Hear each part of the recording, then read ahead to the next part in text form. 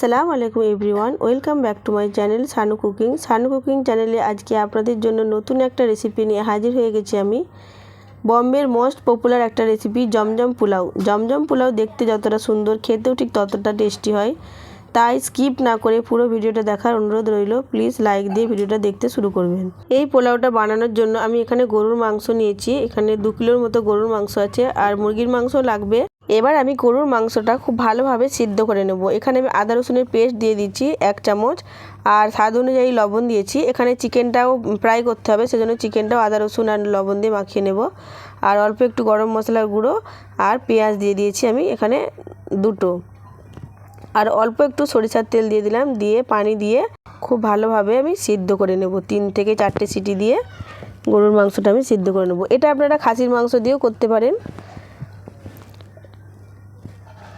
সিদ্ধ করা হয়ে গেছে। এবার আমি 2টো আলু স্লাইস করে এভাবে কেটে নিয়েছি, দেখুন ফ্রেঞ্চ ফ্রাইয়ের মতো। 2টো আলুকে আমি 2 রকমভাবে ফ্রাই করব।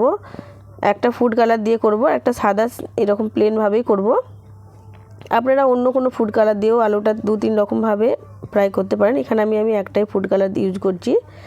আলুগুলো খুব ভালোভাবে আমি ফ্রাই করে নিয়েছি, দেখুন। এবার আমি কোপ্তা বানিয়ে নেব। কোপ্তা বানানোর জন্য এখানে গরুর মাংস নিয়েছি, কিছু কাঁচা লঙ্কা নিয়েছি, আর পেঁয়াজ নিয়েছি এখানে আমি 2টো। দিয়ে দেখুন মিক্সারে খুব ভালোভাবে আমি মাংসটা পেস্ট করে নিয়েছি। এবার কোপ্তা বানানোর পালা। কী কী দিচ্ছি দেখুন। অ্যাড করছি আদা রসুনের পেস্ট, ধনেপাতা, অল্প একটু হলুদের গুঁড়ো, লঙ্কার গুঁড়ো, আর দিলাম লবণ, স্বাদ অনুযায়ী দেবেন লবণটা, আর ভাজা মশলার গুঁড়ো, ধনে জিরে গরম মশলা সব রকম মিক্স আছে। দিয়ে খুব ভালোভাবে মিক্স করে নিচ্ছি।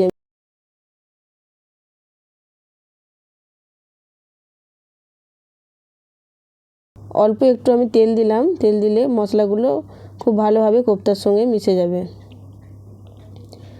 এবার গোল গোল করে শেপ দিয়ে আমি কোপ্তাগুলো ফ্রাই করে নিচ্ছি। উল্টে পাল্টে লাল লাল করে কোপ্তাগুলো খুব ভালোভাবে ফ্রাই করে নিতে হবে। কোপ্তাগুলো ফ্রাই করা হয়ে গেলে এবার আমি উঠিয়ে নেব। ওই তেলে আমি চিকেনগুলো ফ্রাই করে নেব। চিকেনগুলোতে কিন্তু আমি কোনো রকম মশলা ইউজ করিনি, আদা রসুন আর লবণ দিয়েই ফ্রাই করেছি। গোটা মশলা গরম করে নিচ্ছি। এখানে সব রকমেরই গরম মশলা আছে, জায়ফল, জয়িত্রী, দালচিনি, স্টার ফুল, বড় এলাচ, ছোটো এলাচ, গোলমরিচ, লং, সমস্ত রকমের গোটা মশলা এখানে আমি হালকা করে গরম করে মিক্সিতে পেস্ট করে নিয়েছি। এবার আমি একটা হাঁড়ি বসিয়ে দিলাম, সেখানে তেজপাতা আর গোটা মশলা আবারও ফোড়ন দিলাম। ফোড়ন দিয়ে পেঁয়াজ দিয়ে দেবো। এখানে আমি 3টের মতো পেঁয়াজ, বেশি পেঁয়াজ ইউজ করব না। দিয়ে পেঁয়াজটা খুব ভালোভাবে আমি হালকা ব্রাউন করে নেব। এখানে আমি 3-4টে কাঁচা লঙ্কাও দিয়েছি, দেখুন। দিয়ে খুব ভালোভাবে আমি পেঁয়াজটা ব্রাউন কালার হয়ে গেলেই উঠিয়ে নেব। অল্প একটু আমি একটা প্লেটে উঠিয়ে রাখবো। উঠিয়ে নিয়েছি, দেখুন। এবার আমি আদা রসুনের পেস্ট দিলাম এখানে 1 চামচ। দিয়ে খুব ভালোভাবে নাড়াচাড়া করে নিচ্ছি। এবার এখানে ভাজা মশলার গুঁড়োটা দিয়ে দিলাম, ধনে জিরে গুঁড়ো দিলাম। 1 চামচ করে মশলাগুলো আমি দিয়েছি। এবার আমি সেদ্ধ করা গরুর মাংসগুলো দিয়ে দিলাম, আর এখানে স্টুটা আমি রেখে দিলাম। দিয়ে খুব ভালোভাবে দেখুন কষিয়ে নিচ্ছি গরুর মাংসটা।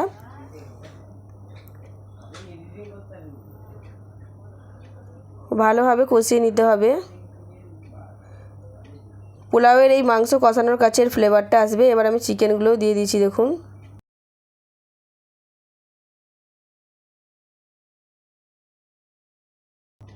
দিয়ে খুব ভালোভাবে কষিয়ে নিয়েছি, দেখুন একদম খুব ভালোভাবে কষানো হয়ে গেছে, তেল ছেড়ে এসেছে। এবার আমাকে টক দই দিয়ে দিতে হবে। এই রান্নার টক দইটাই হচ্ছে মেন। টক দইটা দিলে খুব ভালোভাবে এই রান্নাটা হয়, এর টেস্টটা খুব সুন্দর হয় শুধু এই টক দইয়ের জন্য। এখানে আমি 1 বাটির মতো টক দই দিয়ে দিয়েছিলাম। এবার আমি ধনে পাতা দিয়ে দিচ্ছি। দিয়ে খুব ভালোভাবে আবারও কষিয়ে নিচ্ছি। এই মাংস কষানোটাতেই এই পোলাওয়ের টেস্টটা আসবে। এবার স্বাদ অনুযায়ী লবণ দিয়ে দিলাম, আর অল্প একটু ভাজা জিরে ধনের গুঁড়ো দিলাম। খুব ভালো করে কষিয়ে নিয়ে এবার আমি মাংস সিদ্ধ করার যে স্টুটা আছে ওই স্টুটা ঢেলে দেব। দিয়ে আবারও দেখুন নাড়িয়ে নিচ্ছি। এখানে আমি 2 কিলোর পরিমাণে বাসমতি চাল নিয়েছিলাম, আগে থেকে ভিজিয়ে রেখেছিলাম। ঝোলটা দেখুন ফুটে উঠেছে। এবার আমি চালটা দিয়ে দেব, দিয়ে চালটা দিয়ে আবারও খুব ভালোভাবে নাড়াচাড়া করে নেব।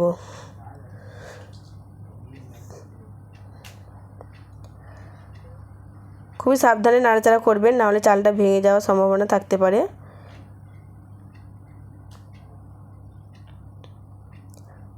এবার আমি পানি অ্যাড করে দেব। পরিমাণ অনুযায়ী পানি এখানে অ্যাড করতে হবে, যতটা চাল নেবেন তার ডবল পানি দিতে হবে। এবার আমি এখানে ডিম সিদ্ধ করে নিয়েছিলাম, ডিমগুলো এরকম পিস পিস করে কেটে নিচ্ছি, গার্নিশের জন্য ডিম লাগবে। এবার দেখুন ডিম কেটে রেখেছি, এখানে আলুগুলো ফ্রাই করে রেখেছি, কোপ্তাগুলো রেখেছি। পোলাওটা আমার রেডি হয়ে গেছে। এবার আমি উপর থেকে ঘি অ্যাড করে দিচ্ছি।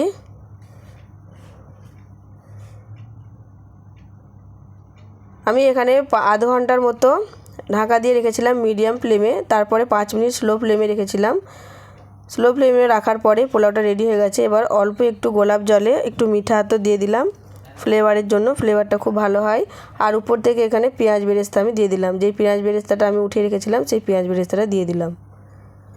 এবার অল্প একটু ধনেপাতা অ্যাড করলাম। প্লিজ বন্ধুরা, আপনারা বাড়িতে ট্রাই করে দেখবেন, অবশ্যই ভালো লাগবে। এবার উপর থেকে ফ্রাই করে রাখা আলুগুলো অ্যাড করলাম, আর এখানে রঙিন আলুগুলো অ্যাড করে দিলাম।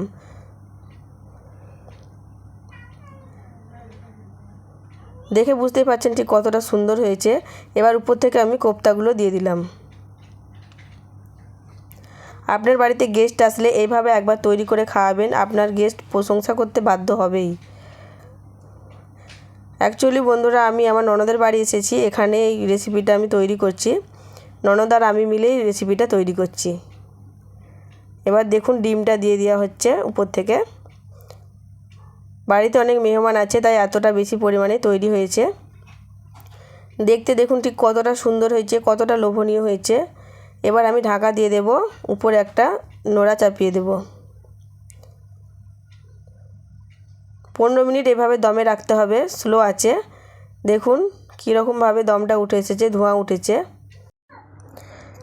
এবার সার্ভ করে নিয়েছি পাঁপড়, স্যালাড, পোলাও, জিরা সোডা। এখানে বাড়িতে বসানো দই আছে, যদি রেসিপি চাই তাহলে বলবেন বন্ধুরা, রেসিপিটা শেয়ার করুন। ততক্ষণ সবাই ভালো থাকবেন, সুস্থ থাকবেন, আর আমার জন্য দোয়া করবেন। আল্লাহ হাফিজ।